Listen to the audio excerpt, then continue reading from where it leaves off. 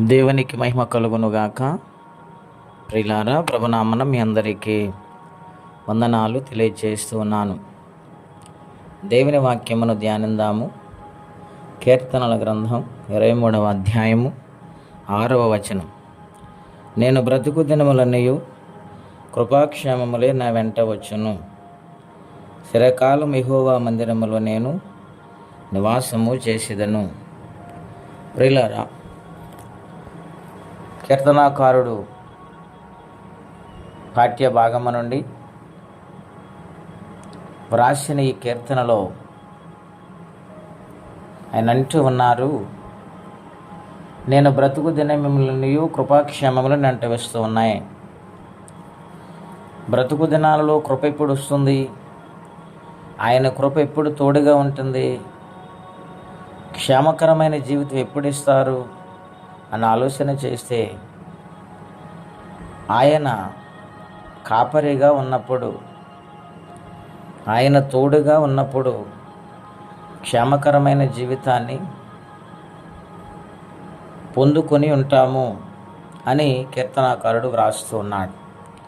రెండవ మాటగా, చిరకాలం అనగా ఆయుష్యము ఆయన యందు భయభక్తులు కలిగి జీవిస్తే దీర్ఘాయుష్యును ఆయన అనుగ్రహిస్తానని వాగ్దానం చేస్తూ ఉన్నారు.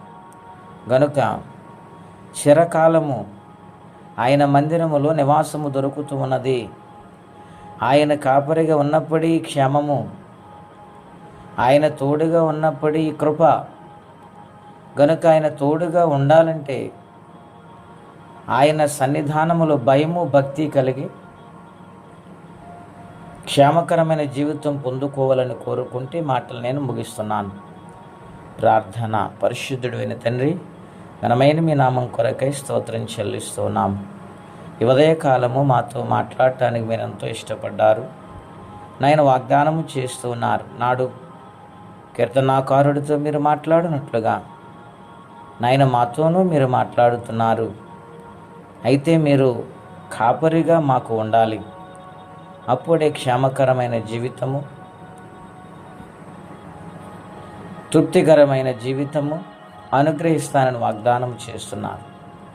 నాయన ఉదయకాల సమయంలో మీ పిలుపుకు లోబడి, మీ మాటకు లోబడి జీవించే ప్రతి ఒక్కరూ ఈ వాగ్దానము పొందుకోవడానికి కృపనివ్వండి. దినము దీవెనకరంగా మార్చండి. యేసు నామములో అడుగుచున్నాము తండ్రి, ఆమేన్. దేవుడు దీవించును గాక. ఆమేన్.